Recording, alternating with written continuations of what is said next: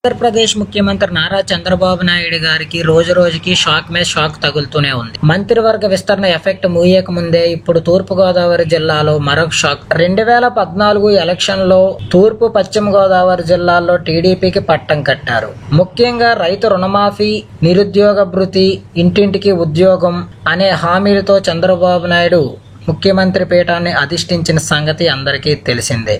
కానీ ఇప్పుడు ఆ హామీలు మొత్తం ఏ మేరకు నెరవేర్చారో ఆయనకే తెలియాలి. ఇప్పుడు రానున్న 2019 ఎలక్షన్లో టీడీపీ పార్టీ ఎలాగూ అధికారంలోకి రాదని ఇప్పుడు తెలుగు తమ్ముళ్ళు ఒక్కొక్కరుగా వైఎస్ఆర్ పార్టీలో చేరిపోతున్నారు. ఇందులో ఇప్పుడు తూర్పుగోదావరి జిల్లా ముమ్మిడివరం నియోజకవర్గానికి చెందిన మాజీ ఎంపీపీలు, జడ్పీటీసీలు మొత్తం వైఎస్ఆర్ పార్టీ కోఆర్డినేటర్ బాలకృష్ణ ఆధ్వర్యంలో వైఎస్ఆర్ పార్టీలోకి వచ్చారు.